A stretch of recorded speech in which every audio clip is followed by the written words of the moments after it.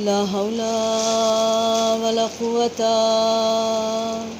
إلا بالله العلي العظيم.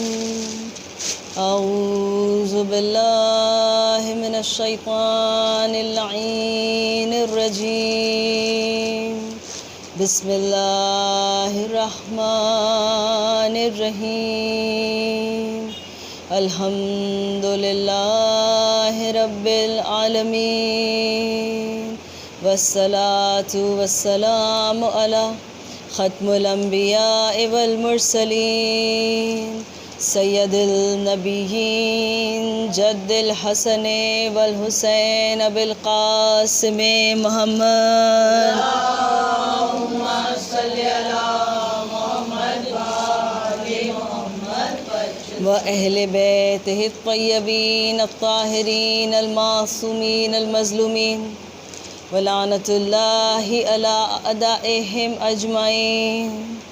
اما بعد فقط قال اللہ تعالی فی کتابہ الحکیم والقرآن المجید. بسم اللہ الرحمن الرحیم. ان الدین عند اللہ الاسلام. صدق اللہ العلی العظیم. صلوات علی محمد وآل محمد.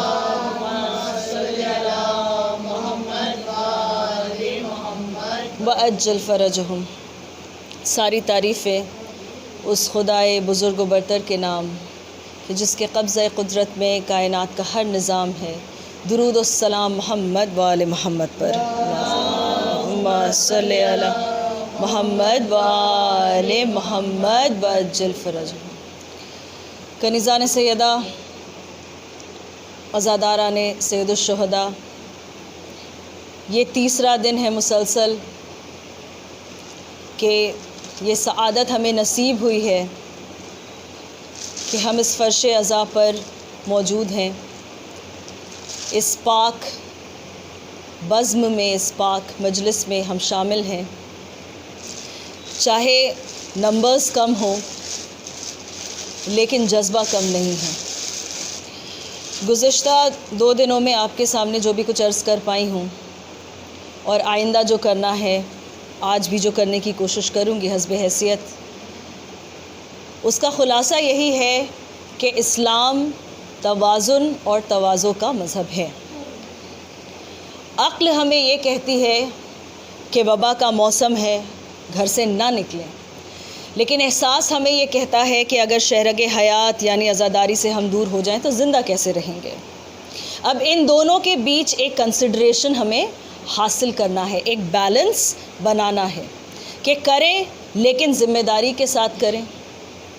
4-5 لوگ جمع ہوں لیکن ذمہ داری کے ساتھ. عزیزان گرامی، ہمارے علماء نے کہا، ہمارے مراجع اکرام نے کہا، خود ہماری عقل ہمیں کہہ رہی ہے، ہمارے علاقے کی سرکار ہم سے یہ کہہ رہی ہے کہ ہمیں کیئرفل رہنا ہوگا. لہٰذا اس طرح کا کسی پہ سائیکولوجیکل ایک پریشر کریٹ کرنا کہ ہم کر رہے ہیں اور آپ نہیں کر رہے ہیں، ایسی کوئی بھی بات نہیں کرنا چاہیے.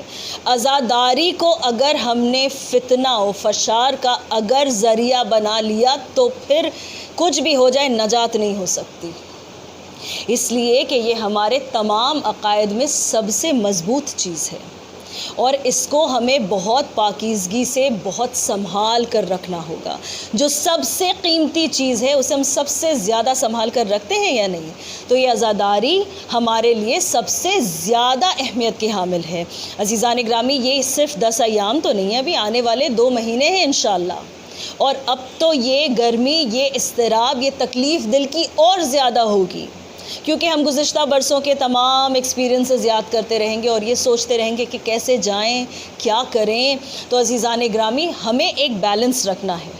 نہ ہم یہ کہہ سکتے ہیں کہ ہم نہیں کریں گے ماتم، نہ ہم یہ کہہ سکتے ہیں کہ ہم کریں گے ہی ویسے جیسے کرتے آئے ہیں. یہ دونوں باتیں غلط ہیں. ہر دن ایک نیا چیلنج لے کر آ رہا ہے. میرے مولائے کائنات علی ابن ابی طالب علیہ السلام فرماتے ہیں،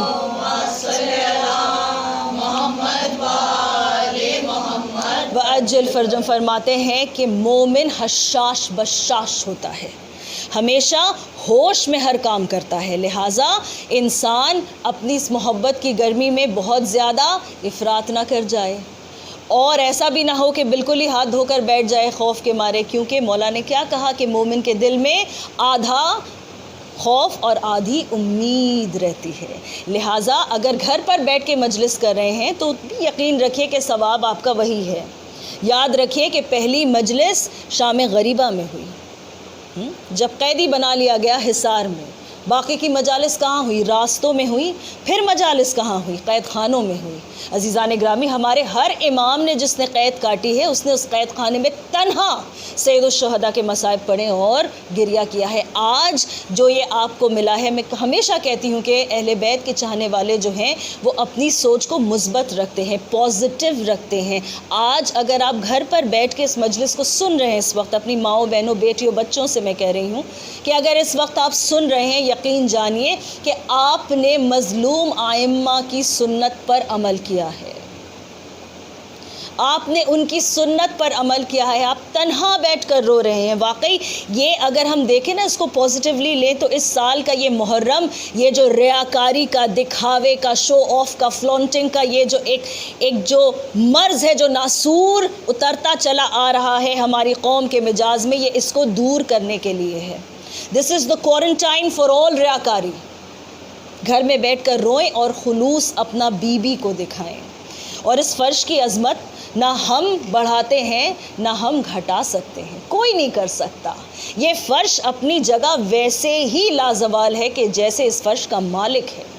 تو عزیزان گرامی، ہم جب آتے ہیں ہماری عظمت بڑھتی ہے، لیکن ابھی حالات ایسے نہیں ہیں، لہٰذا اب ہم جہاں بیٹھیں گے وہیں مجلس ہوگی، اب ہم جہاں رہیں گے وہیں مجلس ہوگی۔ ہیں ضعیف ہیں، بچے ہیں، حاملہ عورتیں نہیں نکل سکتی ہیں، لہٰذا ہم کو ان کا بھی خیال کرنا پڑے گا۔ اگر ہم اسی طرح سے مجلس کا انعقاد کریں گے تو ہو سکتا ہے ان کے دل میں یہ تکلیف ہو کہ ہم نہیں جا سکتے۔ جن کے پاس صحت ہے وہ جا سکتے ہیں۔ اور عزیزان گرامی، پھر یہ صحت کی نعمت بھی میں ہمیشہ کہتی ہوں کہ پروردگار سے دعا کیجئے کہ پروردگار صحت اتنی دے کہ انسان ہر سال مجلس و ماتم میں حصہ لے سکے۔ بس اسی کے ساتھ مجھے یہ پیغام آج دینا تھا، انشاءاللہ ایک درود پڑھیں۔ اللہم صلی علی محمد و آل محمد وعجل فرجہم۔ تو اسلام جو مذہب ہے توازن کا، بیلنس کا اور کنسیڈریشن، تواضع کا، اعتدال پسند ہے۔ تھوڑا سا کنزرو کریے اپنے کو، بہت زیادہ ایکسٹریم کوئی بھی کام ہمیں نہیں کرنا۔ اسلام لکس ڈاؤن اپون ایکسٹریمزم، کسی بھی طرح کی کوئی زیادتی، چاہے وہ نفرت میں ہو جائے چاہے محبت میں ہو جائے، جائز نہیں ہے۔ تو عزیزان گرامی، ہم نے کیا دیکھا کہ جب انسان کی طبیعت کا تجسس اسے معرفت حاصل کرنے پر، اس کائنات کی اور اس کے خالق کی معرفت حاصل کرنے پر آمادہ کرتی ہے، تو پھر دو گروہ بنتے ہیں۔ ایک وہ جو کہتے ہیں کہ ہر چیز لائق عبادت ہے، ایک جو کہتے ہیں کہ کوئی خالق ہی نہیں ہے، کوئی مالک ہی نہیں ہے، کوئی لائق عبادت معبود ہی نہیں ہے۔ پھر عزیزان گرامی، ہم نے کیا سیکھا کہ جب توحید کا کلمہ لا الہ الا اللہ آیا تو کفر کے دو حربے ایک ساتھ اس سے زیر ہوئے کہ جو سب کو خدا مانتے تھے اس سے ہم نے کہا لا الہ الا اللہ، کہ کوئی خدا نہیں سوائے اس ایک معبود کے، اور جو کسی کو نہیں مانتے تھے ان سے بھی ہم نے یہی کہا لا الہ الا اللہ، کہ دیکھو کوئی لائق عبادت نہیں، کوئی معبود نہیں، کوئی الہ نہیں سوائے اللہ کے۔ تو عزیزان گرامی، یہ بھی سمجھ میں آ گیا۔ اور ایک چیز، ایک گائیڈنگ پرنسپل جو توحید کے مجاز نے ہمیں دی، وہ کیا ہے کہ جب تمہارے پاس انتخاب کرنا ہو، اور یہ ہمیشہ کرنا ہوگا، اس لیے کہ پروردگار قرآن مجید میں کہتا ہے اِنَّا ہَدَيْنَاهُ السَّبِيلَ اِمَّا شَاكِرٌ وَإِمَّا كَفُورٌ، کہ ہم نے تمہارے اوپر انتخاب چھوڑ دیا ہے، چوائس تمہارے اوپر ہم نے چھوڑ دی، ہم نے تمہیں عقل دے دی ہے، تمہیں شعور دے دیا ہے، تمہیں پہچاننے کی صلاحیت دے دی ہے، ہادی دے دیا ہے، پہچانوا دیا ہے۔ ہادی ہماری طرف سے آتا رہے گا، تمہیں مذہب سکھلاتا رہے گا۔ اب تمہاری ذمہ داری ہے کہ تم پہچانو، اور جب پہچاننے کو کھڑے ہو تو دیکھ لینا کہ جب تمہارے پاس بہت سارے آپشنز ہو، جب بہت ساری چوائسز ہو اور اس میں سے کسی ایک کا انتخاب کرنا ہو، تو توحید کا مجاز ہمیں یہ بتاتا ہے کہ ہر نااہل کو ہٹا دینا، ہر نالائق کو ہٹا دینا، جو سب سے لائق ہو اسے پسند کرنا۔ جو سب سے کمال زیادہ رکھتا ہو اسے پسند کرنا. بس ہم نے ہمیشہ یہی اپنا معیار رکھا. عزیزان گرامی، ہم سے کہا جاتا ہے کہ آپ پہلے بیت کے سلسلے سے اتنا لگاؤ ہے، آپ ان کی بھی شہادت مناتے ہیں، ان کی بھی ولادت مناتے ہیں. ایک ایک دن آپ کا تو پورا کیلنڈر بزی ہے، آپ کا تو پورا کیلنڈر بزی ہے. بھائی ہم کیا کریں کہ ہر زمانے میں نالائقوں کو ہٹا کر، نااہلوں کو ہٹا کر جو باکمال تھا، جو لازوال تھا، جو بے مثال تھا، ہم نے اس کو مانا ہے. یہ 12 ماہ ہم زندہ ہی رہتے ہیں نا ان 12 اماموں کے صدقے میں. ایک درود پڑھ دیں مل کر.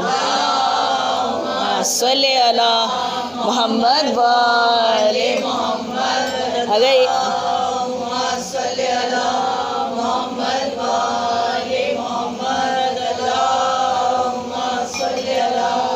محمد و آل محمد و عجل فرجہم. تو کنیزان سیدہ، کل جیسا میں نے آپ کے سامنے عرض کیا تھا کہ اب یہ عدل کے متعلق ہم بات کریں گے کہ تفریط اور افراط کیسے ہوتی ہے. عزیزان گرامی، بہت آسان ہے کہ انسان جب ممبر پر آئے، اتنے لاکھوں کروڑوں ایسے فضائل کے مطالب ہیں، واقعات ہیں جو انسان پیش کرتا ہے اور اتر جاتا ہے. لیکن کیوں یہ وجہ ہے کہ اتنے سارے سوال ہمارے یوتھ کے ذہنوں میں رہتے ہیں؟ اس لیے کہ بیسک فنڈامنٹل پرنسپلز جو ہیں وہ کلیئر نہیں ہے دماغ میں. خود میں اپنی بات کر رہی ہوں، میں کسی کی بات نہیں کر رہی ہوں. تو عزیزان گرامی، بہت ضروری ہے کہ ہم سمجھیں کہ اللہ نے اگر کسی چیز کو اصول دین میں رکھا ہے تو پھر اس کی اہمیت کیا ہے. یہ عدل کا جو کانسیپٹ ہے شیعہ مسلک میں، اصول دین کیا ہے؟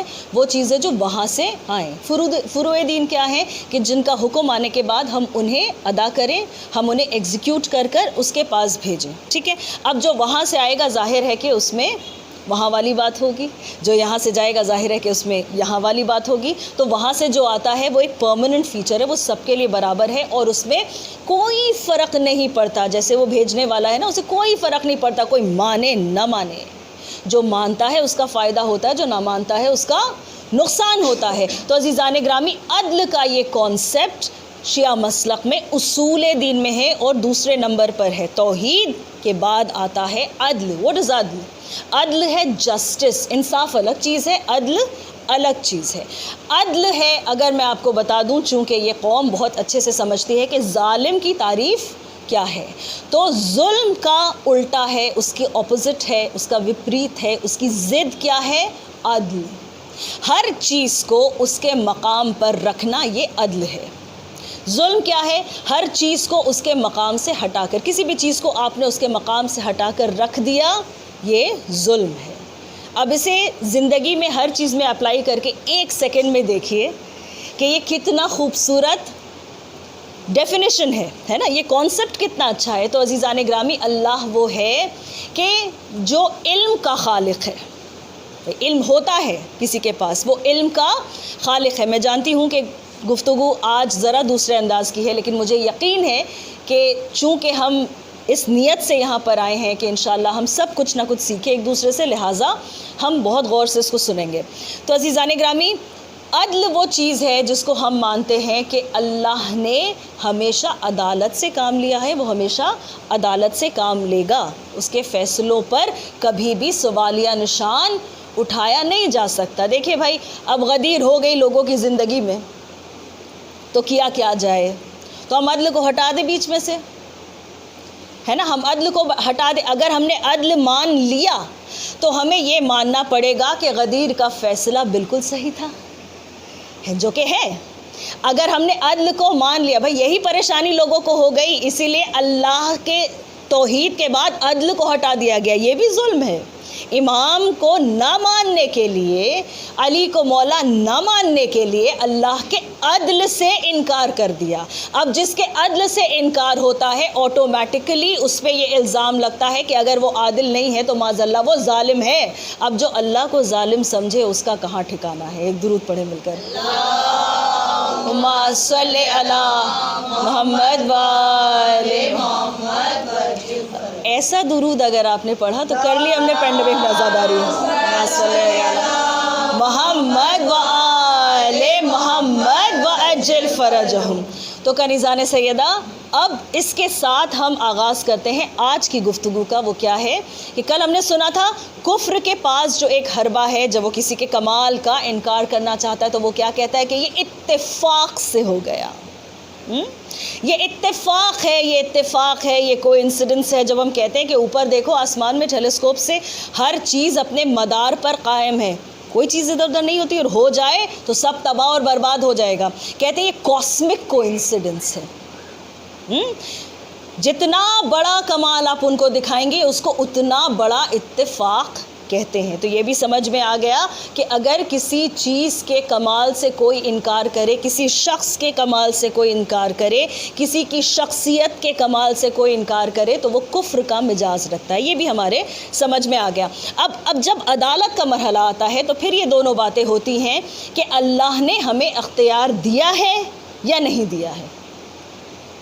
آپ اگر فلسفی اسٹڈی کریں گے یا یورپین تھاٹ جب اسٹڈی کریں گے یا لٹریچر جب آپ پڑھیں گے تو آپ دیکھیں گے کہ فلسفی کا، منطق کا، لاجک کا ایک بہت بڑا کنسرن یہ ہے کہ ہمارے پاس فری ول ہے یا نہیں، ہمارے پاس اختیار ہے یا نہیں. پری ڈیسٹینیشن ہے اگر سب کچھ اللہ کی مرضی سے ہو رہا ہے تو پھر فری ول نہیں ہے، اور اگر فری ول ہے تو پھر اللہ کی مرضی کہاں آتی ہے یا نہیں ہے؟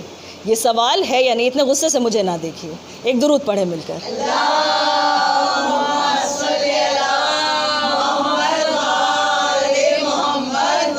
مومن انٹلیکچوئل ہوتا ہے، مومن ہر چیز سے سبق ڈرائیو کرنا جانتا ہے. اسی لیے ضروری ہے ہم اس کے ماننے والے ہیں جو ممبر سے سلونی کا دعویٰ کرتا ہے. کسی اور کے ماننے والے ہوتے تو سنتے بھول جاتے، نہیں سمجھتے، کوئی نہیں فرق پڑتا. لیکن ہم جن کے ماننے والے ہیں وہ علم لدنی کے مالک ہیں. تو عزیزان گرامی، ضروری ہے کہ ہم غور کریں ان سوالات پر کہ ہمارے پاس فری ول ہے یا نہیں ہے. اب میں آہستہ آہستہ سمجھانے کی کوشش کروں گی بہت سہل زبان میں. تو مان لیجئے میں نے کسی سے کہا کہ یہ آپ کا بدن جو اس وقت تھرک رہا ہے تو یہ کیا آپ کی اپنی مرضی سے ہو رہا ہے یا یہ اللہ آپ سے کروا رہا ہے معاذ اللہ. تو جواب میں انہوں نے کان سے پہلے ہیڈ فون نکالا، پھر کہا کیا کہا آپ نے؟ بات آ رہی سمجھ میں؟ موسیقی کی تال پر آپ کے ہاتھ پیر تھرک جائیں. افسوس کی بات تو یہ کہ کبھی کبھی آج کل منقبت بھی ایسے ہوتے ہیں کہ انسان الفاظ چھوڑ کے میوزک کے گروو میں چلا جاتا ہے. خیر، وہ ایک دوسرا موضوع ہے، انشاءاللہ ان محرم کے ایام میں مجھے یہ بھی ایڈریس کرنا ہے، مگر وہ بعد کی بات ہے. تو یہ ایک چیز ہے نا کہ موسیقی جو ہے وہ حرام ہے. اور میں یہ بھی بتاتی چلوں کہ ہمارے چوتھے امام زین العابدین علیہ الصلوۃ والسلام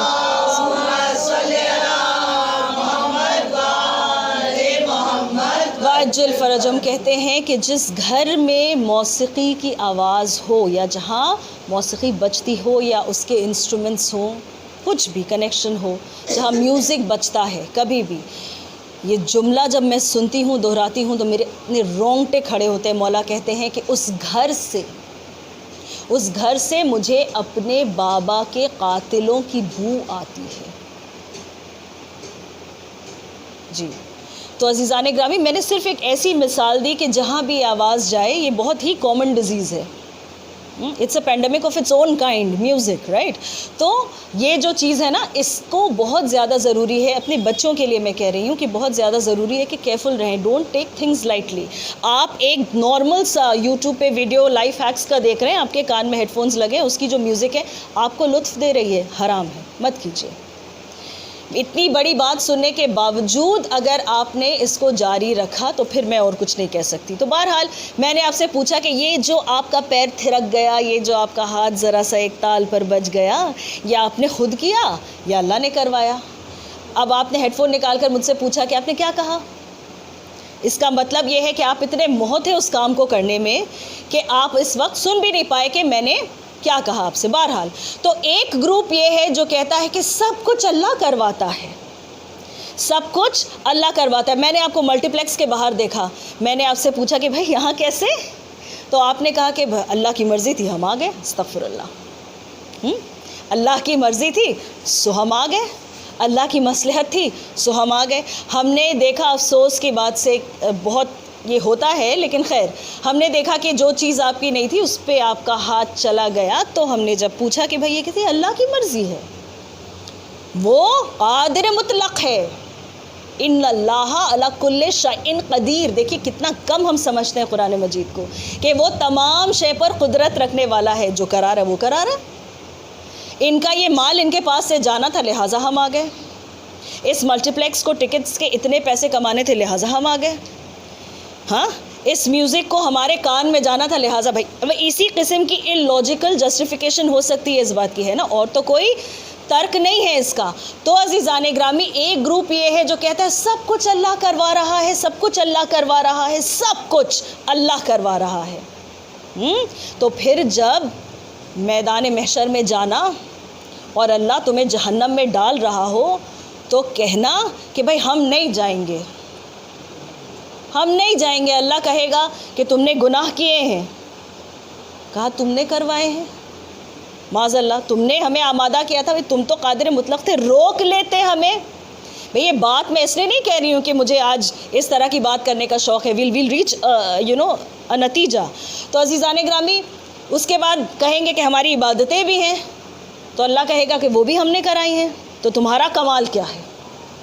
عبادتیں ہم نے کروائی ہیں نا تم سے. اگر گناہ ہم نے کروائے ہیں معاذ اللہ تو عبادتیں بھی ہم ہی نے کروائی, تو تمہارا کمال کیا؟ اب ہم جہاں بھیجیں گے وہاں چلے جاؤ. بھائی ہم نے تمہیں ملٹی پلیکس بھیجا, تم چلے گئے. ہم نے تمہارا ہاتھ بڑھوا دیا دوسرے کے مال کی طرف, تم نے اٹھا لیا. ہم نے ہیڈ فون اٹھانے پر تمہیں آمادہ کر دیا, تم نے سن لیا. تو اب ہم جہنم میں بھیج رہے, تم چلے جاؤ, تم چلے جاؤ. انکار کا کوئی سوال نہیں ہے. اب دوسرا گروپ یہ ہے جو کہتا ہے بھائی سب کچھ ہم کرتے ہیں, ایوری تھنگ, ہر چیز ہمارے بس میں ہے, ہر چیز ہم کرتے ہیں. اور پھر وہ آپ کو دکھانے لگیں گے کہ ہم اسپیس میں جا رہے ہیں اور ہم چاند سے ہو کر آئے اور شاید سورج پہ بھی جانے کی بے وقوفی کرنے والے ہیں. بالکل بالکل کریں, بے شک کریں. انسان پیدا ہی اسی لیے ہوا ہے کہ اللہ کی بنائی اس پورے خلق کی وہ معرفت حاصل کرے. اللہ چاہتا یہی ہے. لیکن اگر وہ معرفت انسان کو فرعون بننے پر مجبور کر دے, اگر کوئی پھر یہ کہے کہ ہم ہی ہم ہیں, کوئی خدا نہیں ہے, کوئی نہیں ہے, تو عزیزان گرامی ان کا پھر ایک ہی جواب ہے موت. یہ امر پروردگار نے اپنے ہاتھ میں رکھا ہے کہ تم کو ہم پیدا کریں گے, وہ ہماری مرضی ہوگی. کہاں پیدا کرنا ہے وہ ہماری مرضی ہے. اب کسی کو اس کے باپ کے گھر میں پیدا کرے, کسی کو اپنے گھر میں پیدا کرے, وہ اس کی مرضی ہے. ایک درود پڑھیں مل کر.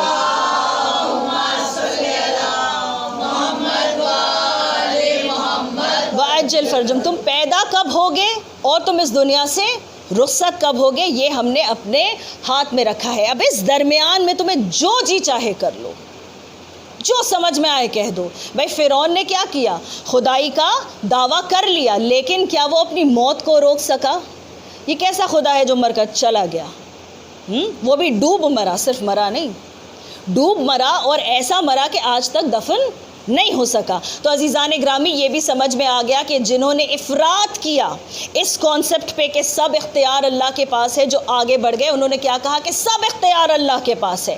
اور جنہوں نے یہ کہا کہ کوئی اختیار اللہ نے اپنے پاس نہیں رکھا, سارا ہمیں دے دیا ہے, انہوں نے بھی غلطی کیوں, کیونکہ موت اور حیات ایک ایسی چیز ہے جو اللہ کے ہاتھ میں ہے. عزیزان گرامی بس میں نے ایک اور نقطے تک آپ کو پہنچانا ہے, اور اس کے بعد انشاءاللہ مصائب کی منزل, اس لیے کہ آج مصائب ذرا تفصیل سے پڑھنے ہیں مجھے. تو عزیزان گرامی آپ دیکھیے کہ دنیا میں کوئی بھی ایک شخص ہو کہ جو بہت نیک ہو, بہت نیک ہو, اس کے سماج میں بہت زیادہ عزت ہو, اس کا جاؤ حشم بہت مشہور ہو, اس کے جیسا کوئی نہ ہو, اس کی ایک اولاد ہو کہ جس سے وہ بہت زیادہ محبت کرتا ہے, جو کہ انسان کی فطرت میں شامل ہے کہ جب انسان صاحب اولاد ہو جاتا ہے تو پھر اس کی تمام تر محبت کا مرکز اس کی اولاد ہو جاتی ہے. تو عزیزان گرامی ایک بہت ہی نیک بخت, بہت نیک, بہت اچھا انسان ہو کہ جس نے آپ کے ساتھ کبھی برا نہیں کیا, ہمیشہ بھلا کیا, آپ اس کی اولاد کو لیں اور قتل کر دیں, آپ اس کے بچے کا قتل کر دیں. اس کے بعد جب وہ روتا بلکتا تڑپتا آ کے آپ کے گریبان کو پکڑے اور پوچھے کہ تم نے یہ کیا کیا, کیا میں نے تمہارا کچھ بگاڑا تھا؟ کہا نہیں, آپ نے ہمیشہ میرے ساتھ بھلائی کی. کہا کیا میری اولاد یہی ڈیزرو کرتی تھی, کیا اس نے تمہارا کچھ بگاڑا تھا؟ کہا نہیں, اس نے ہمیشہ میرے ساتھ نیکی کی. کہا کیوں مار دیا؟ کہا اس لیے کہ موت بڑی حقیقت ہے, میں نے اس کو اس کی حقیقت تک پہنچا دیا. غور سے سنیے اس بات کو, یہ ہائپوتھیٹیکلی ایک بات میں کہہ رہی ہوں کہ میں نے اس کو اس کی حقیقت تک پہنچا دیا, اس کو اللہ سے ملاقات کروا دیا. مان لیجئے قاتل یہ کہتا ہے کہ اس کی ترقی ہو گئی. اس دار فانی میں رہ کر کیا ہوتا ہے, اب تو وہ زندگی وہ والی ہے جو زندگی جاویدہ ہے, اب وہ اس میں چلا گیا ہے. اب اس کے تمام گناہ کرنے کے امکان ختم ہو گئے ہیں. میں ہائپوتھیٹیکلی یہ بات بول رہی ہوں, غور سے سنیے اس بات کو. عزیزان گرامی, جو لوگ اللہ کے عدل پر یقین نہیں رکھتے اور جو کہتے ہیں کہ اللہ نے تمام اختیار ہمیں دے دیا ہے, وہ یزید صفت ہیں. اس نے یہی کہا تھا کہ نہ کوئی وحی اتری تھی, نہ کوئی کتاب آئی تھی, نہ کوئی رسالت کا پیغام آیا تھا, یہ سب معاذ اللہ بنی ہاشم کا ڈھونگ تھا. اور وہ لوگ کہ جو یزید کے اس کلیم کو آج تک جسٹیفائی کر رہے ہیں کہ اللہ کی مرضی تھی لہٰذا امام حسین کا قتل کر دیا اس نے, وہ پوچھیں اپنے ذہنوں سے اور اپنی نجس اتفاقی شجروں کو ٹٹول کر ایک مرتبہ دیکھیں. یہ اتفاقی شجروں کا نتیجہ ہے کہ یہ کہتے ہیں کہ حسین کا قتل ہونا تو اللہ کی مرضی تھی معاذ اللہ. اور پھر روتے کیوں ہو؟ اس لیے کہ حسین کی ترقی ہو گئی. بھائی امامت پہ تھے, امامت تب تک کامل نہیں ہوتی جب تک شہادت نہ ہو جائے. بھائی یہ سب کہا جاتا ہے یا نہیں کہا جاتا؟ آج یہ علمی حربے ہمارے خلاف استعمال ہو رہے ہیں. تو میں نے یہ انالوجی اسی لیے دی, یہ ہائپوتھیسس اسی لیے میں نے آپ کے سامنے پیش کیا کہ رسول کی اولاد کو قتل کرنے والے اگر کل میدان محشر میں رسول تیرا گریبان پکڑ کر پوچھے کہ میری اولاد نے تیرا کیا بگاڑا تھا, تو تیرے پاس کوئی جواب نہیں ہوگا. جب اپنے پہ پڑے گی انسان کو تب سمجھ میں آئے گا. اسی لیے میں نے اولاد کا ذکر کیا. اور عزیزان گرامی, اللہ کی یہ مرضی نہیں تھی کہ حسین اس طرح سے قتل کیے جائیں. پھر اللہ نے کیوں نہیں روکا؟ کیونکہ اللہ نے آخری دن تک موقع دیا, آخری دن تک موقع دیا. یہ عدل ہے. آخری دن, آخری لحظے تک میرے مولا نے حل من ناصر ینصرنا کی آواز جو لگائی, وہ ندا جو لگائی, جس کے جواب میں لبیک کہتے آج ہم یہاں پہنچے ہیں. 1400 برس پہلے وہ آواز آئی. ہم آج بھی یہاں موجود ہیں اور آئندہ جب تک حیات ہے رہیں گے. ہم دعا کرتے ہیں کہ ہماری نسلوں میں اس صدائے حل من ناصر ینصرنا کو لبیک کہنے کی یہ صلاحیت, یہ توفیق, یہ سعادت چلتی رہے انشاءاللہ. تو عزیزان گرامی, جب میرے مولا نے کہا تھا, کیا چیز تھی جو میرے مولا کے اختیار کے باہر تھی؟ کچھ نہیں, لیکن میرے مولا نے حجت تمام کی. اپنے گناہوں کے لیے انسان خود ذمہ دار ہے. اس پوری مجلس کا خلاصہ اگر ایک جملہ مجھے دینا ہو تو وہ یہ ہے کہ اختیار اللہ دیتا ہے اور دے کر امتحان لیتا ہے. یہ ہماری ذمہ داری ہے کہ ہم شکر کرتے ہیں یا ہم کفر کرتے ہیں. عزیزان گرامی, ہم آج یہاں موجود ہیں اسی چیز کے لیے, شکر ادا کرنے کے لیے کہ پروردگار تیرے لاکھوں انعام ہیں, لیکن سب سے بڑا انعام جو تو نے ہم پر کیا ہے وہ یہ ہے کہ ولایت محمد و آل محمد مودت ہمارے دل میں ڈالی ہے. کہ یہ ان کی محبت ہے کہ جو ہماری آنکھوں سے چھلکی پڑ رہی ہے. عزیزان گرامی, میں نے ابھی آپ کے سامنے عرض کیا نا کہ انسان اگر کسی نیک بخت انسان کی اولاد کو قتل کر دے کوئی, تو محشر کے میدان میں اللہ اسے یہ حق دے گا کہ اس سے جا کر سوال کرو, پوچھے گا وہ, کیونکہ یہ اس کی فطرت ہے. اب علی جب اپنے نواسوں کا پوچھیں گے نا ان کے قاتلوں سے کہ تم نے ان چھوٹے چھوٹے بچوں کو کیوں قتل کیا کہ جن کا باپ کوفے میں اتنی بے رحمی سے مارا گیا. ہاں عزیزان گرامی, آج ہمیں پرسہ دینا ہے علی و فاطمہ کو, جناب ام البنین کو. آج ہمیں پرسہ دینا ہے مسلم اور رقیہ کو. آج ہمیں پرسہ دینا ہے حسین اور زینب کو. یہ ایسے بچے ہیں, یہ اتنے مظلوم بچے ہیں, یہ اتنے چھوٹے بچے ہیں. عزیزان گرامی, میں بس ایک روایت آپ کے سامنے پیش کرنا چاہتی ہوں. ماشاءاللہ میرے سامنے صاحبان اولاد کا مجمع ہے اور اللہ آپ کی اولادوں کو صدمات سے محفوظ رکھے.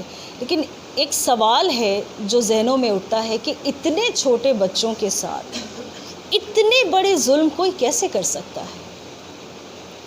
اتنے چھوٹے بچوں کے ساتھ آپ جانتے ہیں کہ جس وقت ان بچوں کے, ان شہزادوں کے سروں کو کاٹ کر حارث ملعون خدا غارت کرے, اسے لعنت کرے اس پر, جب وہ لے کر گیا گٹھری میں باندھ کر ان کے سروں کو, تو ایک مرتبہ ابن زیاد کے سامنے جا کر کے اس گٹھری کو اس نے کھولا. بس اس بات کو سن لیں, اس کے بعد میں شہادت کا ذکر کروں گی. یقین جانیے کہ ان کی شہادت کا ذکر کرنا نہ جانے میرے لیے کیوں اتنا محال ہو جاتا ہے. مجھے یقین ہے کہ ہر خطیب ہر ذاکر کے لیے بہت محال ہوتا ہے، اس لیے کہ دل پھٹ جاتا ہے سوچ کر کہ انہوں نے تنہا کتنے مصائب اٹھائے۔ تو عزیزان گرامی، جب ان کے سر کاٹ کر لے گئے نا ملعون، اور لے جا کر ایک مرتبہ ابن زیاد کے سامنے رکھا، تو ابن زیاد نے کہا کہ یہ کیا ہے؟ کہا یہ مسلم کے بیٹوں کے سر ہے۔ کہا ہم تصدیق کریں گے، پہلے ہم پہچاننا چاہتے ہیں کہ یہ مسلم کے بچے ہیں یا نہیں، اس داروغہ کو بلاؤ کہ جو مامور تھا ان کی قید پر۔ عزیزان گرامی، وہ آیا اور ایک مرتبہ کہتا ہے کہ میں انہیں پہچان نہیں سکتا۔ کہا کیوں نہیں پہچان سکتے؟ کہا تم دیکھ نہیں رہے ان کے چہرے پہ کتنا خون ہے، ان کے چہرے پر اتنا خون ہے چہروں پر کہ ہم انہیں پہچان نہیں سکتے۔ کہا اچھا، میں بہت ضبط کر کے آہستہ آہستہ پڑھ رہی ہوں، حوصلے سے ہمیں سننا ہے۔ تو ذرا سا پانی لایا گیا ایک ظرف میں، اور اس کے بعد ان سروں پر ڈالا گیا، اور جب ان سروں پر ڈالا گیا تو خون تو بہا، لیکن اس کے بعد عجیب ایک چیز دیکھی گئی کہ سر کے بال بھی اترنے لگے۔ عزیزان گرامی، ایک مرتبہ ابن زیاد نے حارث سے پوچھا کہ یہ بتاؤ کہ اتنے چھوٹے بچے ہیں، ان کے یہ سر کے بال کیوں اتر رہے ہیں؟ تم نے تو ابھی ان کو قتل کیا ہے۔ کہا نہیں، میں نے جب انہیں اس اندھیرے حجرے سے اپنے گھر میں تلاش کر کے نکالا تو میں نے ان کے پورے وزن کو ان کے بال سے سنبھالا، اور میں گھر سے فرات کے کنارے تک ان کو بالوں سے کھینچتا ہوا لایا ہوں۔ اگر آپ کو اذیت ہوئی ہو تو مجھے معاف کر دیجیے گا۔ اس لیے جب پانی ڈلا تو یہ بال اتر آئے۔ آپ تصور کریں کتنے چھوٹے بچے ہیں، 9 یا 10 برس ان کی عمر ہے۔ آپ تصور کریں جو انسان سینے میں دل رکھتا ہے وہ ایک مرتبہ سوچے کہ ان بچوں کی مصیبت کتنی بڑی مصیبت ہے۔ کہا اچھا یہ بتاؤ کہ چہرے اتنے لال کیسے؟ کہا وہ تھوڑا خون ہے جو گردن سے نکلا ہے۔ کہا اچھا، کہا تلوار بہت تیزی سے چلائی تھی؟ کہا بہت تیزی سے چلائی تھی۔ کہا پھر رخسار پر یہ نشان کیسے؟ کہا میں نے رات بھر انہیں تماچے لگائے۔ عزیزان گرامی، یہ قاتل خود کہہ رہا ہے۔ ایک مرتبہ ابن زیاد نے اس سے کہا کہ حارث، میں نے تیرے جیسا شقی القلب نہیں دیکھا۔ شاباشی دے رہا ہے، لیکن کہتا ہے کہ میں نے تیرے جیسا شقی القلب نہیں دیکھا۔ عزیزان گرامی، یہ چہرے اتنے معصوم تھے کہ جب رات کو یہ بچے ایک درخت پر پناہ لے رہے ہیں، ذرا تصور کریں نا، ذرا تصور کریں، ہم اپنے بچوں کے لیے ہر آرام و آسائش، ہر سیکیورٹی پرووائڈ کرنے کے لیے آمادہ رہتے ہیں۔ یہ 2 بچے ہیں جو باپ سے بھی بچھڑ گئے ہیں، ماں بھی پاس نہیں ہے، یہ تنہا ہے، نہ جانے کون دشمن ہے، کسی کو اپنا نام نہیں بتا سکتے، بے گھر ہیں، یتیم ہیں، بھوکے ہیں، پیاسے ہیں، ڈرے ہوئے ہیں، ایک درخت پر چڑھے ہیں پناہ لینے کے لیے۔ بڑا بھائی چھوٹے سے کہتا ہے کہ بھائی تم سو جاؤ، میں تمہارا خیال رکھوں گا۔ اللہ اکبر۔ جب صبح آئی نا، انہی چہروں کی معصومیت کو دیکھ کر کنیز نے ایک مرتبہ پانی میں جب عکس دیکھا تو کہتی ہے پلٹ کر کہ تم کون ہو؟ وہ اپنا نام نہیں بتاتے۔ کہا کہ تم کون ہو، مجھے ضرور بتاؤ، دیکھو مجھے اپنا دشمن نہ سمجھو، مجھ سے نہ ڈرو، مجھے بتاؤ کہ کون ہو۔ بڑے بھائی نے ایک مرتبہ کہا کہ ہم مسلم بن عقیل کے بیٹے ہیں، ہم حیدر کرار کے نواسے ہیں۔ ہاں عزیزان گرامی، ایک مرتبہ وہ اہل بیت کی چاہنے والی تھی، کہتی ہے کہ میرے گھر چلو، تمہارا یہ کیا حال ہے؟ کیا رات تم نے اس درخت پر گزاری؟ کا جی، رات ہم نے اس درخت پر گزاری ہے۔ کوفے میں ہم جانتے ہیں ہمارے سر پر انعام ہے، لوگ ہمیں تلاش کر رہے ہیں، عجب نہیں ہمیں پھر قید کر لیا جائے گا۔ ہاں عزیزان گرامی، ایک مرتبہ اپنے گھر ان بچوں کو وہ لے کر گئی۔ یہ بچے جو اتنے دنوں سے پریشان تھے، ایک مرتبہ سر پر سایہ پا کر بہت گریا زاری میں ایک مرتبہ مبتلا ہوئے اور نمازیں ادا کی۔ اس کے بعد جو تھوڑی دیر کا آرام ہوا، ایک مرتبہ آنکھ لگی بچوں کی، گھبرا کر دونوں بھائی اٹھے، ایک دوسرے سے کہتے ہیں کیا آپ نے بھی وہی خواب دیکھا جو ہم نے دیکھا؟ ارے دوسرا بھائی کہتا ہے کہ ہاں میں نے بھی وہی دیکھا، میں نے دیکھا کہ نانا امیر المؤمنین آئے ہیں اور کہتے ہیں کہ بس میرے بچوں اب تکلیف ختم ہے، تم اب بس بہت جلد ہمارے پاس آنے والے ہو۔ ارے چھوٹے بھائی نے پوچھا بھیا کیا یہ ہماری زندگی کی آخری رات ہے؟ کیا یہ ہماری زندگی کی آخری آخری رات ہے. عزیزان گرامی یہ جو محوے گریا ہوئے نا تو آواز ان سسکیوں کی ذرا باہر گئی. اللہ اکبر کہ خود اپنی موت تک چل کر یہ بچے آ گئے. اسی ملعون حارث کے گھر میں انہوں نے پناہ لی. اللہ اکبر. اور ایک مرتبہ جب اس ملعون کے کان میں یہ آواز گئی ارے شراب کے نشے میں ہے, کہتا ہے کہ اندر کون ہے. اس کی زوجہ بتانا نہیں چاہتی ہے کہ اندر کون ہے. ایک مرتبہ اسے کھینچ کر ہٹایا, دروازے میں ٹھوکر ماری, اندر گیا. بالکل اندھیرا ہے حجرے میں. بچوں نے اپنی سانسوں کو روک لیا کہیں ایسا نہ ہو پھر ہمیں قید کر کے کوئی لے جائے. ایک مرتبہ چراغ جو جلایا اسے ٹٹولنا شروع کیا. ارے چھوٹے چھوٹے سر اور سنہری زلفیں. ایک مرتبہ بالوں میں جو ہاتھ دیا, ارے بالوں سے کھینچتا ہوا بچوں کو گھر کے صحن میں لایا, گھر کے ستون سے دونوں کو باندھ دیا. وہ ظلم ملتے ہیں ہمیں روایات میں کہ جن کو ہم بیان نہیں کر سکتے. رات بھر بچے گریا کرتے رہے, کہتے رہے کہ اگر ہمیں چھوڑ دے گا تو میرے نانا تیری شفاعت کریں گے. ارے چاہے تو ہمیں بازار میں لے جا کر بطور غلام فروخت کر دے, تجھے قیمت مل جائے گی. اتنا ظلم ہم پر نہ کر, ہم بے گھر ہیں, اتنا ظلم ہم پر نہ کر. عزیزان گرامی جب صبح کا وقت آیا یہ ملعون ان چھوٹے چھوٹے بچوں کو ارے بالوں سے کھینچتا ہوا ایک مرتبہ فرات کے کنارے لایا. آپ جانتے ہیں اس کے بعد اس نے کیا کہا؟ کہتا ہے تم لوگوں کی کوئی آخری خواہش ہے؟ ذرا تصور کریں بھائی, مائیں بیٹھی ہیں نا میرے سامنے, ایک چھوٹا بچہ ہو ایک چھوٹا بچہ ہو, وہ جب خوف کھاتا ہے نا چاہتا ہے کہ ماں کے سینے سے لگ جائے, چاہتا ہے کہ باپ کی پشت کے پیچھے چھپ جائے. افسوس کہ یہ مسلم کے یتیم, ہائے کوئی نہیں ان کا پرستار, کوئی نہیں ان کا پوچھنے والا. کہتا ہے کہ آخری خواہش کیا ہے تمہاری؟ ننگی تلوار ہے ہاتھ میں چمک رہی ہے فرات کا کنارہ. صبح کا وہ وقت بچے کہتے ہیں کہ ہم نماز ادا کرنا چاہتے ہیں. کتنا بڑا سبق ہے ہمارے لیے, کتنا بڑا سبق ہے. عزیزان گرامی ایک مرتبہ بچوں نے 2 رکعت نماز پڑھی. اس کے بعد کہتا ہے کہ جلدی جلدی اپنے کرتے اتارو, مجھے تمہارے سر قلم کرنے ہیں. ذرا تصور کریں بچوں پر کیا گزر رہی ہے. ایک مرتبہ بڑے بھائی نے اپنا کرتا اتار لیا, دیکھا کہ چھوٹے سے کرتا نہیں اترتا. جھنجھوڑ کر ظالم بالوں میں ہاتھ ڈال کر ایک بار کھینچ کر پوچھتا ہے کہ کرتا کیوں نہیں اتارتے؟ کہا کہ میں اتنا چھوٹا ہوں نا, مجھ سے کرتا اترتا نہیں, گھر میں ہمیشہ اماں اتارا کرتی تھی.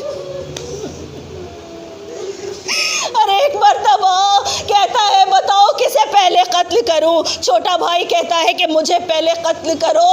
ہم نے یہی سیکھا ہے کہ بڑے بھائی کا چھوٹے پر یہ حق ہوتا ہے. یہ پھر ہمارے لیے سبق ہے کہ بڑے بھائی کا چھوٹے پر یہ حق ہوتا ہے کہ چھوٹا اس میں جان نچھاور کر دے. عزیزان گرامی کہتا ہے پہلے مجھے قتل کرو, میں بھیا پر اپنی جان فدا کرنا چاہتا ہوں. ایک مرتبہ بڑا بھائی آ کر کہتا ہے کہ پہلے مجھے قتل کر دو, میں نے ماں سے وعدہ کیا تھا کہ میں اس پہ کوئی حرف نہیں آنے دوں گا, میں کیسے دیکھوں. عزیزان گرامی تلوار چلی, چھوٹے چھوٹے سر الگ ہو گئے, ایک گٹری میں سروں کو باندھا گیا. ارے جسموں کو فرات کے کنارے پھینکا گیا. یہ جسم جو پانی میں اترے, ارے ایک بھائی نے دوسرے بھائی کا انتظار کیا جب تک دونوں جسم پانی پر ایک دوسرے سے بغل گیر نہ ہو گئے. ارے آگے نہ بڑھے, ایک آواز تھی فرات کے کنارے, ہائے میری رقیہ کی کمائی لٹ گئی, ہائے میرے مسلم کے یتیم قتل کر دیے گئے. الا لعنت اللہ علی قوم الظالمین. سیعلم الذین